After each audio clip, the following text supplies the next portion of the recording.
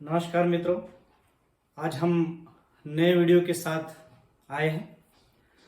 आज का हमारा टॉपिक है आदिकालीन साहित्य की पृष्ठभूमि तथा परिस्थितियां। विद्यार्थी मित्रों, कहा जाता है कि चाहे साहित्य किसी भी विषय का हो, उस पर तत्कालीन समाज और परिवेश का प्रभाव अवश्य होता है।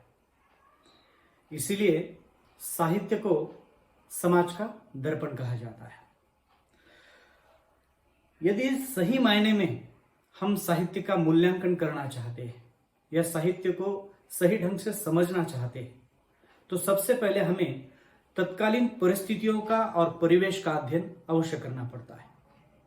इसी पृष्ठभूमि में हम आदिकालीन साहित्य के परिवेश को, उसकी पृष्ठभूमि को यहां पर देखने जा रहे हैं। अधिकांश विद्वानों ने आदिकाल की समय सीमा को 1050 से लेकर 1375 तक माना है, लेकिन कुछ ऐसे भी विद्वान हैं जिन्होंने इसकी शुरुआत, मतलब आदिकाल की शुरुआत 7वीं शती से लेकर 14वीं शती तक मानी है। हम भी यहां पर अध्ययन की दृष्टि से 7वीं शती से लेकर 14वीं शती तक की जो परिस्थितियां हैं, इस कालखंड की जो राजनीतिक, धार्मिक, सामाजिक, सांस्कृतिक और साहित्यिक परिस्थितियां हैं, इसका विस्तृत रूप से विवेचन करेंगे ताकि हमें आदिकालीन साहित्य का संपूर्ण परिचय हो जाए, हम सही ढंग से साहित्य का मूल्यांकन कर पाएंगे। तो सबसे पहले हम तत्कालीन कालखंड की, मतलब आदिकाल के साहित्य की राजनीतिक परिस्थितियों पर प्रकाश डालेंगे। 7वीं और 8वीं शताब्दी से पहले, मतलब सम्राट हर्षवर्धन के पहले, हमारे यहां पर संपूर्ण देश में केंद्रीय सत्ता प्रस्थापित हुई थी। एक केंद्रीय सत्ता का अस्तित्व था और सम्राट हर्षवर्धन की मृत्यु के पश्चात, मतलब सम्राट हर्षवर्धन विदेशी आक्रमणकारियों के साथ लड़ता लड़ता जो है वो उसकी मृत्यु हुई, उसके उपरांत हमारे भारत में केंद्रीय सत्ता का ह्रास हो गया। परिणाम स्वरूप हर्षवर्धन की मृत्यु के बाद हमारे यहां पर एक राजनीतिक असंतुलन या राजनीतिक अव्यवस्था, जिसे हम कहते हैं, यह विघटन का काल शुरू हो गया। और जो केंद्रीय सत्ता थी, एकमात्र केंद्रीय सत्ता थी, वह विघटित होकर अलग अलग खंडों में बंट गई। मतलब अलग अलग राज्य हिंदुस्तान में बन गए, जैसे कि गुर्जर है, चालुक्य है, चोल, चंदेल, चौहान, परमाल, तोमर, राजपूत, ऐसे अलग अलग राजाओं की रियासतें बनी, जो एक अखंड देश था, जो टुकड़ों टुकड़ों में अलग अलग राज्यों में बंट गया। परिणाम क्या हुआ कि जो राष्ट्रीयता की भावना हमारी थी, संपूर्ण एक भारत देश की जो हमारी भावना थी, वह विघटित होती गई और प्रत्येक राजा अपने प्रांतों को देश समझने लगा और सबसे पहला उसका उद्देश्य वो यह समझने लगा साम्राज्य विस्तार का, हमारी प्रांत की सीमा को बढ़ाना। परिणाम यह हुआ कि आपसी वैमनस्य अधिकाधिक बढ़ा, एक राजा दूसरे राजा का दुश्मन बन गया, देश में आंतरिक शक्ति क्षीण होती चली गई। तो ये आपसी कलह के कारण एक राजा दूसरे राजा पर, जैसे चौहान चंदेल पर, चालुक्य गुर्जर पर, तोमर राजपूत पर, एक राजा दूसरे राजा पर अपने साम्राज्य विस्तार की आकांक्षा के कारण लड़ता रहा, झगड़ता रहा, एक दूसरे पर आक्रमण करता रहा। परिणाम यह हुआ कि हिंदुस्तान का जो आंतरिक राजनीतिक वातावरण था, वह वातावरण कलुषित होता चला गया। हिंदुस्तान अंदर से या भीतर से कमजोर बना। इसी का फायदा विदेशी आक्रमणकारियों ने लिया। यह स्वाभाविक था, यदि भीतर हम एक दूसरे के साथ झगड़ते रहे तो बाहर वाले इसका लाभ जरूर उठाते, और यही लाभ राजनीतिक दृष्टि से विदेशी आक्रमणकारियों ने उठाया। हम देखते हैं इसी के परिणाम स्वरूप 710 या 11 में सबसे पहले मोहम्मद बिन कासिम ने सिंध पर धावा बोल दिया और देश में सबसे पहले सिंध ये इस्लाम के आने का मार्ग बन गया। और मोहम्मद बिन कासिम के साथ लड़ते लड़ते सिंध का राजा दाहिर और उसका पुत्र मरते दम तक लड़ते रहे, लेकिन स्थानिक राजाओं ने उसका साथ नहीं दिया। परिणाम यह हुआ कि दोनों की मृत्यु हो गई और सिंध प्रांत पर कब्जा कर लिया मोहम्मद बिन कासिम ने। और मोहम्मद बिन कासिम ने धीरे धीरे अपना साम्राज्य विस्तार बढ़ाना शुरू कर दिया। 10वीं शताब्दी के अंत में मोहम्मद गजनवी ने गजनी की सत्ता प्राप्त कर ली और धीरे धीरे आगे भी हम देखते हैं कि 1025 में उसने सौराष्ट्र पर धावा बोल दिया और इतिहास की एक उल्लेखनीय घटना हुई कि सोमनाथ मंदिर पर उसने प्रहार किया, आक्रमण किया और सम्राट सोमनाथ मंदिर की अपार जो धनराशि थी उसको लूट लिया। तोड़फोड़ भी हुई, लूट भी लिया उसने और बहुत सा खजाना लूट कर लेकर चला गया। उसके बाद 11वीं शती में 1191 में मोहम्मद गोरी ने अजमेर पर आक्रमण कर दिया, पृथ्वीराज चौहान पर आक्रमण कर दिया, लेकिन पहला आक्रमण जो था वो अयशस्वी रहा। उसके बाद तुरंत दूसरे साल में 1192 ईस्वी सन में फिर से उसने पृथ्वीराज चौहान पर आक्रमण कर दिया। इस बार कुछ देशी राजाओं की गद्दारी के कारण, जैसे कि जयचंद के षड्यंत्र के स्वरूप पृथ्वीराज चौहान पकड़ा गया, पराजित हुआ, वो पकड़ा भी गया और मोहम्मद गोरी ने दिल्ली की सल्तनत, अजमेर की सल्तनत हस्तगत कर ली। इसी तरह हम देखते हैं धीरे धीरे इस्लामिक राजाओं के आक्रमण हिंदुस्तान पर होते रहे और हिंदुस्तान को पूरी तरह से उन्होंने खोखला बनाना शुरू कर दिया। बहुत सी राशि को यहां से लूट कर लेकर चले गए। यहाँ की जो सांस्कृतिक संपदा थी उस संपदा को तहस नहस कर दिया और चाहे वह मोहम्मद बिन कासिम हो, मोहम्मद गोरी हो या गजनवी हो या गुलाम वंश हो, खिलजी वंश हो, एक के बाद एक विदेशी आक्रांताओं ने हिंदुस्तान पर आक्रमण करना शुरू कर दिया था और धीरे धीरे उत्तरी भारत में, संपूर्ण उत्तरी भारत में मुस्लिम सत्ता प्रसारित होती गई और मुस्लिम सत्ता का उत्तर भारत में एक विशिष्ट प्रभाव हमें देखने के लिए मिल जाता है और देश धीरे धीरे इस्लामों के हाथ में चला गया और हम गुलाम बनते चले गए। तो राजनीतिक वातावरण कैसा था तो समझ लो, एक तरफ से तो देशांतर्गत राजनीति कोई सुसह्य नहीं थी। देशांतर्गत राजा एक दूसरे के साथ लड़ने झगड़ने में उनको स्वारस्य था, अपना साम्राज्य विस्तार बढ़ाने में उनको स्वारस्य था। उनको सामान्य जनता से कुछ लेना देना नहीं था, उनके हित से कुछ लेना देना नहीं था। वह हमेशा हाथ में तलवार लेकर लड़ने के लिए उताविल हो जाते। एक दूसरे के साथ लड़ना छोटे छोटे कारण, एक तो साम्राज्य विस्तार के कारण और दूसरा नारी के कारण, ये कुछ रानियों को प्राप्त करने के कारण जो है वह आक्रमण कर देते। तो एक तरफ तो आंतरिक कलह था, राजनीतिक कलह, और दूसरा बाहरी और विदेशी आक्रांताओं के कारण जनता पूर्ण रूप से त्रस्त हो चुकी थी। तो राजनीतिक वातावरण में संकुचित राष्ट्रीयता के कारण अपने 10-50 गांवों को ही वो राज्य या राष्ट्र समझा करते थे। एक संपूर्ण राष्ट्रीयता की भावना तत्कालीन कालखंड में न होने के कारण विदेशी आक्रांताओं ने इसका लाभ उठाया। यदि हम सब एक होकर लड़ते तब जाने हिंदुस्तान का मानचित्र कुछ आज अलग ही हो जाता।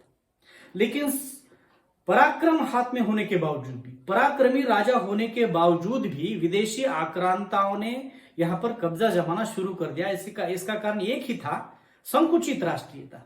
एक दूसरे के साथ मिलकर हमने विदेशी आक्रांताओं का सामना नहीं किया, बल्कि उनके साथ हम आपस में ही लड़ते झगड़ते रहे। तो इसका सीधा परिणाम जनता पर हुआ। अशांत जनता, निराशा भरी जनता, चारों तरफ भय का वातावरण, चारों तरफ भ्रम का वातावरण फैला। परिणाम जनता पर होने लगा।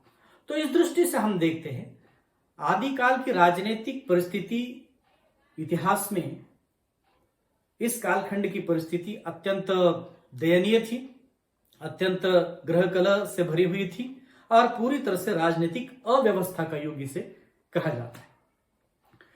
एक दूसरी परिस्थिति है आदिकाल की, धार्मिक परिस्थिति, जहां राजनीतिक वातावरण जिस देश का पूरी तरह से कलुषित हो चुका हो, वहां की कुछ धार्मिक परिस्थितियां भी ठीक हो, यह अपेक्षा नहीं की जा सकती।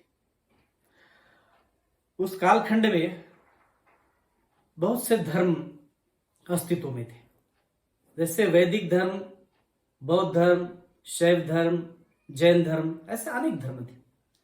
प्रमुख रूप से एक प्राचीन जो धर्म माना जाता है वैदिक धर्म। वैदिक धर्म जैसे जैसे आगे बढ़ता चला गया, विकसित होता गया, फैलता चला गया, विस्तार उसका होता गया, परिणाम यह हुआ कि वैदिक धर्म में धीरे धीरे कर्मकांड, बाह्याडंबर, अंधविश्वास यह सब बढ़ता चला गया। इसी के प्रतिक्रिया स्वरूप बुद्ध धर्म की स्थापना हुई। बुद्ध धर्म ने कर्मकांड, अंधविश्वास के विरोध में अपना एक नया धर्म प्रस्थापित किया, और यही कारण है कि बुद्ध धर्म के साथ साथ जैन धर्म भी अस्तित्व में आ गया। यह मात्र वैदिक धर्म के प्रतिक्रिया के स्वरूप था।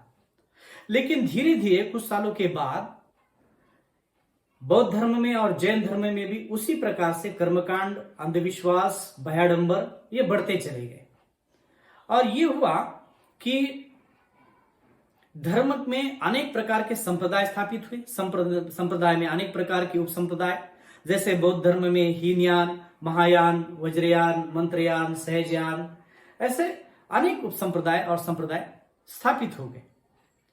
तो प्रत्येक धर्म में, चाहे वो वैदिक हो, बौद्ध हो, जैन हो, या उनके अलग अलग प्रकार के संप्रदाय, उन सभी उन संप्रदायों में तंत्र, मंत्र, आडंबर, कर्मकांड, व्यभिचार, अंधविश्वास, चमत्कार प्रदर्शन, इसी प्रकार की अनिष्ट प्रथाओं का बोलबाला होता रहा।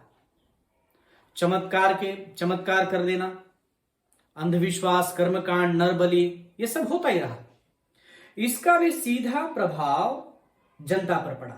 जनता चमत्कार के कारण, धर्म में आए इस प्रकार के आडंबर के कारण भयभीत हो चुकी थी। धर्म जो थे वह अपने वास्तविक आदर्श से कहीं दूर चले गए थे।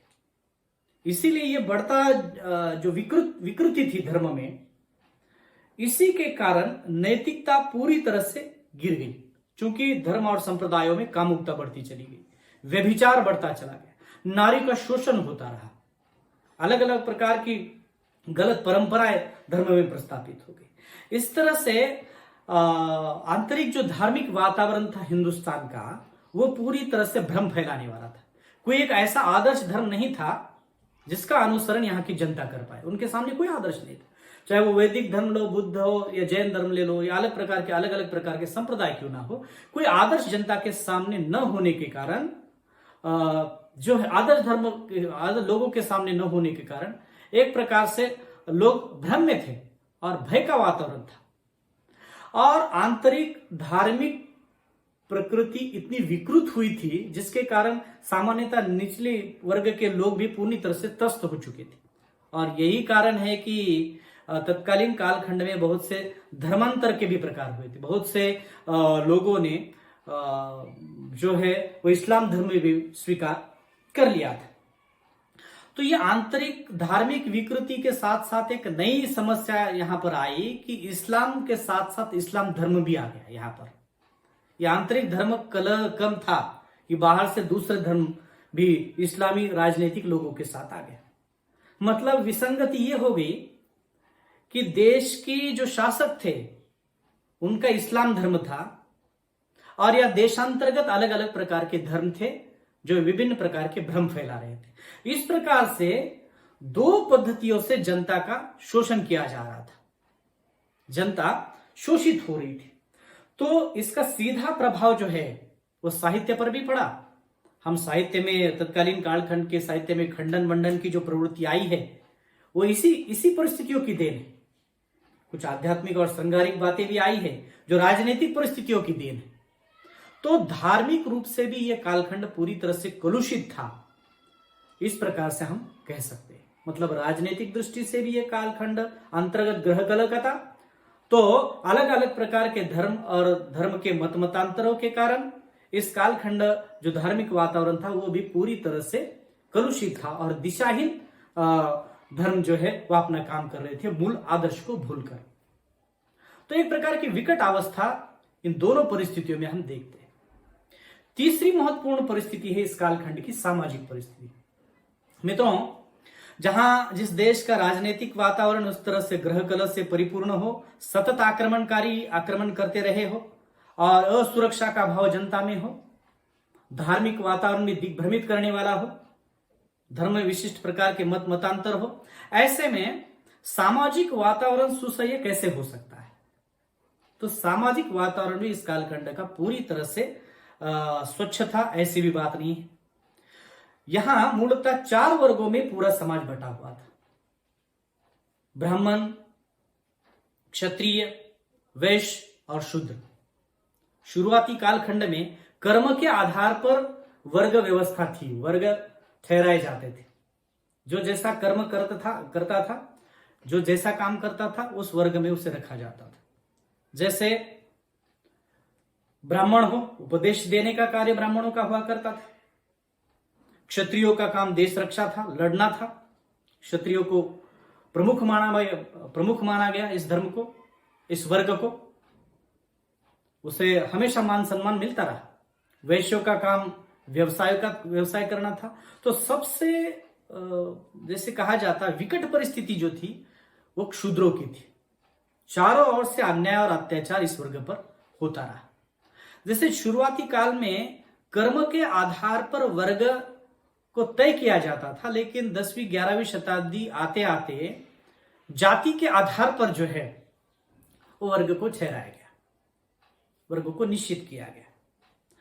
जैसे मैंने अभी कहा कि ब्राह्मणों को और क्षत्रियों को समाज में उचित स्थान था। ब्राह्मण हो, क्षत्रिय हो या वैश्य हो, उचित स्थान था। लेकिन सबसे अधिक गहरी प्रभाव जो रहा है वो क्षत्रियों का रहा है। माफ कीजिएगा, सबसे अधिक विकट परिस्थिति इस कालखंड में जो रही है वह शूद्रों की रही है। शूद्रों को उच्च वर्ग के द्वारा हमेशा प्रताड़ित किया गया, हमेशा छला गया। एक अपमानजनक जिस प्रकार का बर्ताव उनके साथ होता था, तो निचली जातियों के लोगों में जिस प्रकार का व्यवहार होता था, इससे वो पूरी तरह से निराश थे। इस तरह हम देखते हैं कि इस कालखंड में जाति भेद प्रमुख रूप में था। वर्ग भेद तो था ही, ब्राह्मणों को उच्च, क्षत्रियों को, वैश्यों को मध्य में और शूद्रों को निचली जातियों में गिना जाता था। तो गहरे रूप में जाति भेद उस कालखंड में था। वर्ग भेद भी था, जाति भेद भी था। और जो समाज वर्ग भेद को मानता है, जाति भेद को मानता है, छुआछूत को मानता है, ऐसा समाज कभी भी प्रगति नहीं कर सकता। यह आज की प्रासंगिक परिस्थितियों को लेकर भी मैं कह रहा हूं कि जो वर्ग जाति प्रथा को धर्म भेद करता है, जाति भेद करता है, वो कभी प्रगति नहीं कर सकता। और यह इस कालखंड में भी हुआ। समाज प्रगतिशील समाज उस काल में नहीं था। तो समाज इस प्रकार से था। नारी की स्थिति भी अत्यंत शोचनीय थी इस कालखंड में। दयनीय अवस्था इस कालखंड में नारी की थी। जैसे नारी की ओर देखने का दृष्टिकोण कोई आदर्शवत नहीं था। नारी की ओर देखने का दृष्टिकोण अत्यंत संकुचित था संपूर्ण समाज का। नारी को केवल क्रय विक्रय की वस्तु माना जाता था, एक भोग की वस्तु, उपभोग करना और छोड़ना, बस इतनी सीमित दृष्टिकोण से नारी की ओर देखा जाता था। कभी उच्च दृष्टि से उसे देखा नहीं गया। यही कारण था कि उस कालखंड के जो राजा थे वो बहुपत्नीक थे। बहुत सी दासियां, बहुत राजाओं की 8-8, 10-10, 13-13, 14-14 रानियां थी। पृथ्वीराज चौहान के चंद बरदाई में भी इसका उल्लेख मिलता है कि उसको 14 रानियां थी। तो बहुत पत्नीत्व की परंपरा इस कालखंड में थी। जो भी स्त्री पसंद आए उस स्त्री का अपहरण कर लेना, उसका भोग करना, उसको छोड़ देना या उसको दासी बनाकर रखना। इस प्रकार से एक संकुचित दृष्टिकोण इस कालखंड में नारी की ओर देखने का था। जैसे बहुत सी अनष्ट परंपराएं भी यहां थी, खासकर नारी को लेकर रीति रिवाज जिसे कहा जाता है, बहुत सी रूढ़ियां इस प्रकार की थी। नारी समाज में कभी सुरक्षित नहीं थी। पति की मृत्यु के बाद उसका जीना तो असह्य हो जाता, इसलिए अकेले जीना असह्य हो जाता, इसलिए पति की मृत्यु के बाद सीधा वो उसी की चिता पर सती जाती थी। सती प्रथा अस्तित्व में थी। कोई जवान नारी दिखी तो उसका अपहरण करना, यह भी समाज में चालू था। इसीलिए बाल विवाह की प्रथा चली। कन्यावध की भी प्रथा उस कालखंड में थी। उसी के साथ साथ जोहर प्रथा थी। जैसे युद्ध में हजारों में जो सैनिक मारे जाते थे, उनकी पत्नियां हजारों में, खास करके राजपूतों में यह प्रथा में देखने के लिए मिलती है, वह सभी चिताओं पर सामूहिक रूप में स्त्रियां जाती थी। ये असह्य अनिष्ट प्रथाएं उस कालखंड में नारी को लेकर थी। तो इस दृष्टि से हम देखते हैं, सामाजिक दृष्टि से भी यह कालखंड अत्यंत, जैसे कहा जाता है कि कलुषित कालखंड था। कोई स्वस्थ समाज उस काल का नहीं था। तो साधारण व्यक्ति जो अशिक्षित था, जो भोला था, उस अशिक्षित समाज और अशिक्षित जनता का फायदा ये राजनीतिक लोग उठा लेते थे। तो जाति प्रथा, छुआछूत, वर्ग भेद, नारी के प्रति देखने का सीमित दृष्टिकोण, गलत दृष्टिकोण, ये समस्त कारणों से हम इस निष्कर्ष पर पहुंचते हैं कि सामाजिक वातावरण बिल्कुल स्वस्थ नहीं था। परिणाम यह हुआ, मतलब राजाओं को समाज से कुछ लेना देना नहीं था उस कालखंड में। राजा अपनी ही विलासिता में मग्न थे, समाज से उसे कोई लेना देना नहीं था। और समाज के सामने कोई आदर्श ही न रहा हो तो समाज कैसे आदर्श हो सकता है? आदिकालीन साहित्य पर इसका सीधा प्रभाव हमें देखने के लिए मिलता है। आदिकालीन साहित्य जनता से बिल्कुल कटा हुआ है। जनता की समस्याओं से आदिकालीन साहित्यकारों को कुछ लेना देना नहीं है। इसलिए इसमें वीर गाथाएं, लड़ने की प्रवृत्ति थी तो वीर गाथा की प्रवृत्ति मिलती है। विलासिता की प्रवृत्ति थी उस कालखंड में तो श्रृंगार इसमें मिलता है। इसमें धार्मिक कर्मकांड उस काल में खंड में थे तो खंडन मंडन की प्रवृत्ति हमें देखने के लिए मिलती है। तो कोई एक विशिष्ट प्रवृत्ति इसमें मिलती नहीं। खास करके मैं यहां पर कहूंगा कि आदिकाल में समाज हित या जिसे कहा जाता है उससे पूरी तरह से साहित्य कटा हुआ था, क्योंकि सामाजिक वातावरण भी कुछ ढंग का नहीं था। आर्थिक दृष्टि से भी देखा जाए तो इस कालखंड में दो ही वर्ग थे, एक तो उच्च वर्ग, संभ्रांत वर्ग, राजा महाराजा उच्चाधिकारी ये वर्ग, और दूसरा जो था वो निम्न वर्ग, कृषक या श्रमिक वर्ग, जिनके पास अधिक पैसा नहीं है, मेहनत करके मजदूरी करके दिहाड़ी करके ही पैसे कमाना, बस इतना ही था। और प्राकृतिक आपदाएं, अकाल, महामारी, जिसके कारण एक निर्धनता में जीने वाला यह समाज माना जाता। तो आर्थिक परिस्थिति भी समाज की ठीक नहीं थी, आर्थिक स्वास्थ्य भी ठीक नहीं था। हाँ, कुछ वर्गों का मतलब राजा महाराजा संभ्रांत वर्ग का था। आर्थिक दृष्टि से भी ये पूरी तरह से सबल ऐसा समाज उस कालखंड में हमें देखने के लिए नहीं मिलता है। तो राजनीतिक हो, धार्मिक हो और सामाजिक हो, इन तीनों दृष्टियों से देखा जाए तो ये कालखंड हमें निराश करता है। कलुषित कालखंड या ग्रह कलह का कालखंड हम मानते हैं। उसके बाद सांस्कृतिक परिस्थितियों के संदर्भ में हम देखेंगे। देखिए, 7वीं शताब्दी तक, मतलब सम्राट हर्षवर्धन के कालखंड तक हिंदू संस्कृति पूरी तरह से चरम उत्कर्ष पर थी। हिंदू संस्कृति, संगीत कला हो, चित्रकला हो, मूर्ति कला हो या स्थापत्य कला हो, इन सभी क्षेत्रों में हमें जातीय गौरव देखने के लिए मिलता है। उदाहरण है उस कालखंड के, भुवनेश्वर हो, पुरी हो, खजुराहो, बेलोर, कांची, तंजौर या आबू के भव्य मंदिर यदि हम देखते हैं तो निश्चित रूप में हिंदुस्तान के उन कलाकारों के प्रति हमें गर्व महसूस होता है। यह आश्चर्यचकित करने वाले अद्भुत कला के नमूने, इसे देखकर तो अरब इतिहासकार अलबेरुनी और मुस्लिम आक्रांतावादी, मुस्लिम राजा भी जो आक्रमण करते थे, उन्होंने भी देखकर उन मंदिरों की भव्यता को देखकर आश्चर्य व्यक्त किया है।